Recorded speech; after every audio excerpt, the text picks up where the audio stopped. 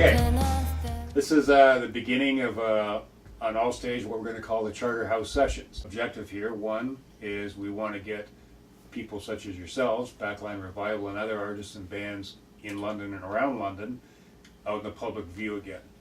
I grew up in the 70s and the 80s playing here in London, and I still play, but back then there was a dozen different bars with huge stages.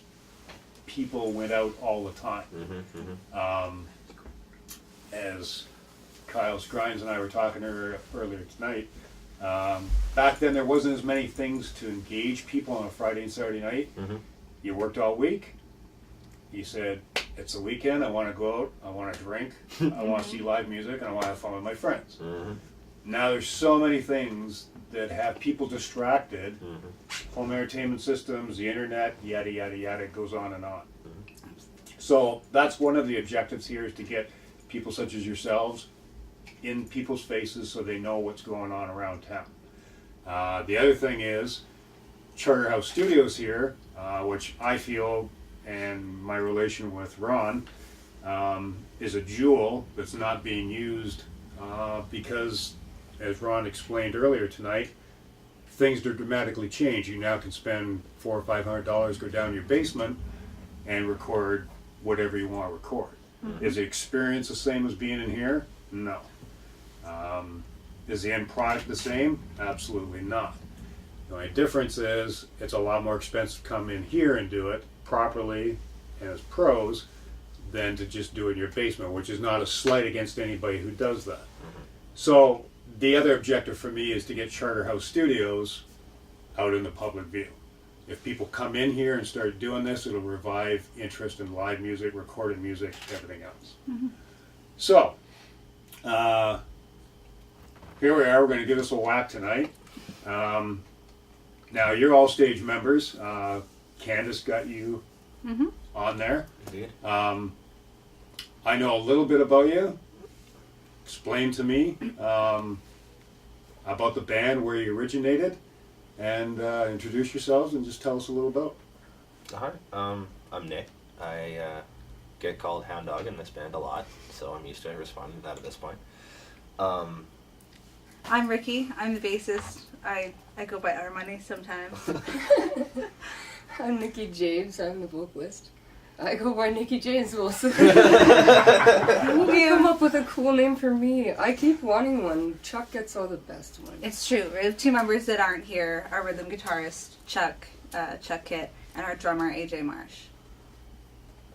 Want to handle that, how we originated? Oh, you do that one. You're good at that. Well, I met AJ and Chuck, the lads that aren't here, in OAR, the year I was attending that, the Ontario Institute of Audio Recording Technology, which is here in London. I'm sure everybody knows.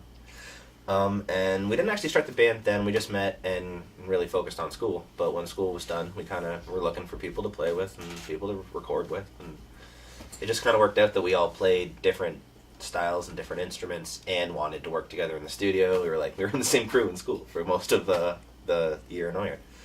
And when that all ended, we started looking for, I was really good friends with Rickie, and we had jammed in bands long before I ever went to school. And then we started looking for a lead singer because we brought Rickie in really quickly. And we auditioned, and Nikki showed up and sang one of our songs and managed to sing a part of it none of the other singers even heard. So that scored some major points. And yeah, it all worked out pretty well from there. She was the voice we were looking for, and we think it kind of suits our sound. Yay for attention to detail. So each of you, how long have you been musicians in your own right? I've been playing classical guitar since I was about 11. I played till I was about 16, and then I met Nick. We were both going to Beale in high school, and he just brought home a bass rig that he had stored somewhere, and it was in his apartment, and I picked it up and we jammed all night that night on bass, and I totally fell in love with it, and then I haven't really played a lot of classical guitar since then.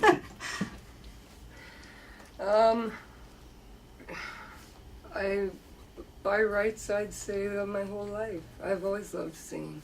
I was always humming and singing to my stuffed animals and stuff. I was a shy girl, so I always sang to my stuffed animals and stuff, but that turned into this, and I'm very fortunate to be here. I love these guys. I love the music that we create as a whole, even though we all have our individual tastes. Yeah, it is. You know, It's it is a rush when you get to go downstairs in the basement or wherever you do it, and whether you're jamming or putting new songs together, and at some point you look at one another, and without a word spoken, you go, "Yeah, this works." Yeah. Yeah, There's that no- is a there's no good feeling like No. Yeah. You know. And that's Sure. what keeps you going, even though it's very difficult. So, what are your influences? Oh my gosh. Be Keep it to your honest. Plug onion. your Be ears. honest. Tell him to plug his ears. Uh-oh. I'll warn you ahead of time. We have Very a different. vast array of influences in this band. That's Yeah. sort of why we have a very vast rock genre feel, because That's why Rickie's we sitting all in the come middle. from very different musical tastes. So But that's cool. there that may works be for you. some I like little it. Yeah. looks here and there between it, but it works. For me, I have such a wide range of tastes because I love reading into lyrics a lot. I believe that if there wasn't a story, it would just be a classical song. I think I just want to learn really what that person meant because it's a beautiful story. Right. And so I love Bob Dylan. I love Jimi Hendrix. I love Led Zeppelin. I love Jack White. Oh, he's my favorite. He's a genius. I love Jack White. Like, I'm just all over the place. I've loved some rap singers, Adele, Tchaikovsky. Ooh, I love Cinderella. everybody. Yeah. Yeah. Oh, I know, I drive him nuts because I love singing like Pocahontas and stuff. It'll be a band practice, and then it'll be a Disney medley halfway through. Yeah. And he's After like, we all play right, ACDC, let's she go. goes into Mulan. It's like, what? I love Disney. I've learned to appreciate it at But this yeah, point. so I love Absolutely. like classical There's music, qualities as I to said it. too. So I'm all over the map really, and my song selections drive him nuts. Me and our drummer, we totally connect on the Beatles. We're giant Beatles fans. Mm-hmm. I had an awesome family growing up for music, so like I used to go up and listen to a lot of old tunes with my dad, so I fell in love with the White Album, and then it was just exploding from there. And just a lot of like Frigid Pink is really awesome. And Wow. just really old cool classic stuff like that. Like a lot of like, he had this chess box set with all these really cool Willie Dixon songs, and all that kind of stuff was just so cool. So it's weird now because I'm young, and I've, like, the last job I had, I worked with a lot of people that were in, I would say, the 35 to 50-year-old age, and they'd ask me, oh, have you heard this new song on the radio? And I'd have to explain, like, I'm young, but I'm not really hip. I'm sorry. I don't get the new references and stuff. So. Me neither. So that's good, but I totally appreciate some of the new stuff. It's just not where my heart is. Nick? I think if I had to describe the influences that you can actually hear in my playing, I would probably say I'm a product of Jimmy Page, Joe Perry, and Slash. Cool. In that order. And if I had to go by just like what I'm listening to, I mean, right now I'm really into the new Guns N' Roses record, which no one will even bother listening to with me. And I think it's absolutely amazing. But at the same time, I really like Bruno Mars right now. I really like the Adele Skyfall track from that Bond movie. Yeah. That's awesome. That is a cool one. I like it. I'm really a lot more into pop than the rest of the band, as where my natural influences, like what I grew up with in the house, is nowhere near that. I got into pop. I don't know how. I don't know what happened. I don't know. But yeah, I grew up listening to like Boston, Guns N' Roses. See, what I find interesting is I'm 54 years of age. The band I am in, which is going to go unmentioned. Bender rocks. This is about you, not them. The one thing always blows me away at a Bender show now, Yeah. Cat's out of the bag. is people in your demographic getting into Zeppelin, the Beatles, the White Album, as opposed to being really into the music of nowadays. I have 20 or 25-year-olds, and they'll say, just in a casual conversation, say, how come you really like AC/DC, or how come you like old Zeppelin, or how come you like old Deep Purple, or Frigid Pink? How the hell would you at your age know the name of that? That awesome man right there. Yeah. It's giving me a good musical education. Kudos. Yeah, we love listening to his music still. That's how I The found whole out about Roy band. Buchanan. It's Lou Rich, absolutely. So I just find it, and I find it fascinating that young people are into the stuff that when I was 17 years old, who are now the icons, these bands were just coming up. So it's gone full circle. Well, I think there was a lot more art to the music in the past. I mean, now I feel like most music is really, really considered as a product before it's considered art. So, I mean, when you're watching TV and the commercial comes on, you go get popcorn, right? Well, we're at the point with music now where music's the commercial for, like, the clothing line, or music's the commercial for the whatever. So we're all getting popcorn rather than listening to what these artists have to say, because they don't really have anything to say. The ones that do are really noted really quickly, I think. I mean, Rage Against the Machine was one of the last bands I think was really able to get big and say something. You know what I mean? It doesn't seem to happen anymore. Now, as musicians, do you find it, and irritate may be too much of a strong word, but does it bother you that some artists or some bands rise to the top, almost seems overnight, and maybe their ability or their skill set at playing an instrument is not that great, and when you look around you, whether it be yourselves, friends, bands nowadays that you admire, and you say, you know what, these people can play their instruments, it's not canned, it's not coming out of a box. And see, when I grew up, bands did that. The Jimmy Pages and all that. Jack White is another guy. Phenomenal musician, he plays. It's not fabricated someplace. Does it annoy you? I think it's interesting, right? Like, it's a balance, because while you can say they might not have the greatest chops, they might not be the greatest players, but they seem to rise overnight. Being a band that works really hard at trying to build a buzz and build exposure, I can recognize that while it seems like it's overnight, there could be a ton of work involved in that. And as much as we might not all agree with it, there's more to making it than being really good. Like, there's lots of really good players out there that never make it anywhere because they don't have another piece of the pie. So while it can be frustrating as a player, I think a lot of the times it makes us at least look at what we're doing, what they did, and what we can do to make it better for us.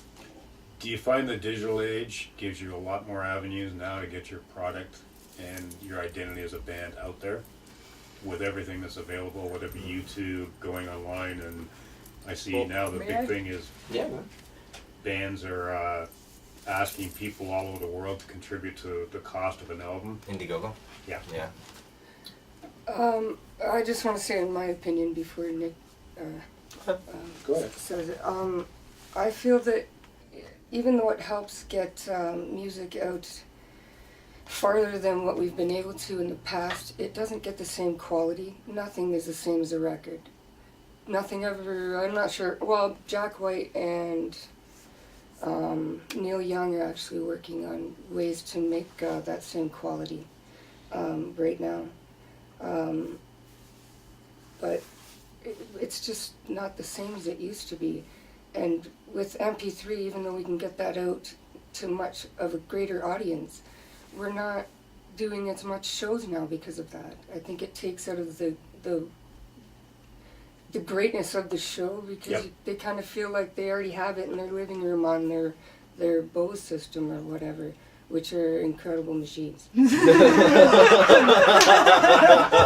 I can't afford the darn things. God, it sounds great. Yeah, they're beautiful. Like, they don't make sound like that, but I wish it didn't cost so darn much. I'm too cheap, though. Okay, sorry, go ahead. I agree, it's bittersweet. There's good things and there's bad things. I really miss being able to have a favorite record label that I knew was going to put out stuff that was to my taste. I miss a lot of things about the way it used to be done, but at the same time, really, really happy I can make a record and put it out without getting investors. You know what I mean? Like, I'm really happy that, like, because we rented a really nice room and put a really nice home studio into that place. To say that what we tracked our record on was a home studio, it really wasn't. Much better gear than most people have. But that was because the three of us had gone to OER and invested a lot. Like, God, each one of us probably put somewhere in $25,000 into that studio. So, Wow. yeah, when we were done, by the end of it, you know what I mean? Like, we had to, paint it and acoustically treat it, which means we had to bring it in acoustic. It adds up so fast, right? Yep. And yeah, by the time we closed it down, we probably spent about $20,000, $25,000 each. And you see, it's changed from the standpoint that what record companies used to do in the 70s and 80s for young and upcoming bands, because let's face it, it's like you have a flower, you want it to grow. So they would pour money into projects, pour money into bands. That's not available for young bands anymore. Nope. So now... It's not been available for old bands either. Yeah, well, yeah. It's gone. But I think that's a lot of why you get these things that jump up overnight that might not be so talented musically, because they might have those investors, or they might it forces you to learn other skills other than your music, you know what I mean? Because I'm learning web design right now because we want to have a website, you know what I mean? I don't want to spend the hard money that we make playing, because you don't make a ton of money playing. So the money we do make, we want to keep, and don't want to use that on designing a website if I can sit down for a couple weeks and dig through and find you know what I mean? So it all adds up and has created this big change in music. We have so much more control now, though, too. It does give us a lot more control, but do you always want that nice. control when you're not that educated, right? Like, there's a reason why someone's a specialist in what they do. That's right, yeah. So, But there is some satisfaction in doing it. absolutely. Yeah, Well, for sure. when it's done, it's Yeah. incredible. Yeah. Like, I with the think there's a EP lot that we less. released, having worked on that all and been so involved in the process, when it came Every out and we step of got the to way, hear that finished, it was We a felt huge payoff. accomplished. huge payoff. Yeah. And I think it's important that you have a hands-on thing instead of releasing it to somebody else. Sometimes that's really convenient, but you know what? At the end of the day, no matter how much work is involved, if you do it yourself, you stand back and you go, good, bad, or indifferent, that was mine. Mm-hmm. Yeah. And it either rises to the top on my merit, or if it goes a little bit south, it's because of me. It's not because of somebody else. And I think there's a lot to be said for that. Absolutely. And I think I applaud you for doing it. Well, at the same time, three of us went to school for it. Well, You know what I mean? Like, we're not talking like, we had no idea what we were doing. Where does the mic plug in kind of thing, and we recorded a record. It's an intense like program, that. and it's an expensive program, but it's worth it. Yeah. And we knew what we were doing. I still have my that- little tape At least recorder. enough, Yeah. that also being said, we recognized after we had tracked and edited everything, like Right, Nick had no, done there you go, Nick and AJ and Chuck did a lot of the tracking, and Chuck did a ton of the editing, and Chuck edited the whole thing. yeah. So, but after all that, we recognized at a point when we got to mixing and mastering, we're way too close to this. There's 5 of us. I told you before how we come from so many different musical backgrounds that it's sort of, I throw heavies. at that point it was way too difficult for us to do it, so we had to step back. And that's when you go through the process of finding a mixer and a master that you really trust, and that understands what you're going for, and then you just hand it off, because we were way too close at that point. You know what I mean? You work on something, you work on something. Exactly, and then it's just, no, you just have to be able to let it go at some point too, though. Yes. But it's commendable that you have the maturity to recognize that, because Yes. a lot of people wouldn't be able to do that.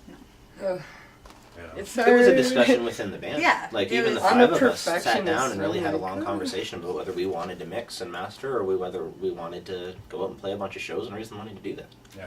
And we But just it's well decided worth in the it. long run that it'd be more fun to go play the shows than mix them ourselves. Absolutely. We made a whole bunch of really serious conscious decisions and decided that was the way to go, and I'm really glad we did, because now I think the sound that came out of the final product is just, I think it's a couple steps above what we were capable of. Cool. Because I'm a tracking engineer, I don't even get into mixing really. I don't do that.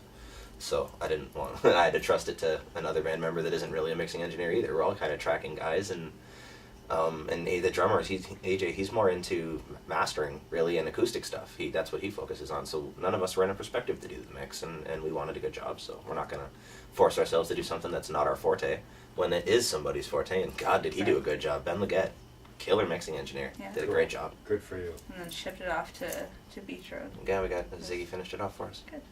Okay. We touched on this briefly over there earlier. Gig highlight. Little quick anecdote. From each of Okay, us. we're playing like a coffee house that thinks it's a bar. And, We were just talking about this afternoon. We get this email from this from this. We won't name names, but we get this email from this venue, and they, hey, do you want to come down and play a gig, and it'll be awesome. And the name of the venue very much made it seem like a cafe.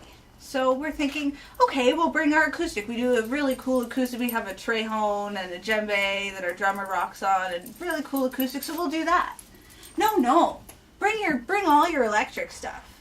the lights, the hazer, bring it all. Everything, bring it all. Like I have an SVT 2 Pro Ampeg, like it's a big and Yeah. the bass amp like that. 2 Marshalls. We drive out there, the 2 Marshall, like everything, and we get there, and you could maybe fit, I don't know, 20 people in this place. Like it's a tiny little cafe. And they're, set up, do it up, let's do it. Like the owner of the place I was love awesome bench rock seats, and roll. though. He wanted to. He was a cool guy. He was cool, yeah. So we got all set up. We plug in the hazer. We had just got the hazer. We'd never used the hazer before. Oh. And we was awesome. start the hazer, and we start our first set. And we like to keep our set going, you know what I mean? Yeah. Like with not big pauses between songs. We'll throw a couple songs and then break for a second. So we're playing the first song, and what's that noise? And we're all sort of playing, and you're trying not to lose the vibe of it, right? And I'm looking over at Nick like, what's that noise? AJ's looking at me, who's feeding back? And Chuck's looking at me like, it's not me. We're I'm gonna not start feeding pointing back. at each other. You're Yeah, feeding we're all back. like, No, you're "It's feeding you." back. Nicole, it's the mic. And Nicole's sitting there trying to dodge stuff with the mic. Shut off the PA. Shut it all Shut off. it, shut it off. So we finished that I love song and Star shut it Wars. off. It's the fire alarm. The hazer set off the fire alarm like 30 The smoke seconds alarm. And it just got into a No, loop not in the the PA, fire, the and smoke it alarm. The smoke rang alarm, the and smoke alarm. rang The smoke and alarm, sorry. rang. So and the whole oh my time God. it's like this, meep, meep, meep, and we think something's feeding back for like 3 whole songs. We're like doing the blame game. You gotta fix your. It was pretty awesome. That was one of the By most- the end of the night, we had a great show. We cleared out their bar. Yeah. They ran out of booze. Yeah, our fans drank their bar dry. That was kind of funny. But That's a good night, though. Oh, yeah. The bar owner, I love you. We shoot for that. It was cool though because the way we were facing though, it was facing right out onto the street, and a whole bunch of people were coming. we just have people like randomly stop in. And Yeah. They didn't prepare for Backline Revival. No, It was good though. we shook that place. They liked it though. Yeah. For sure. Okay, you're going to go to an island. Mm. The one album you can take with you. I need time to start over there. I need time, man. Start in the middle.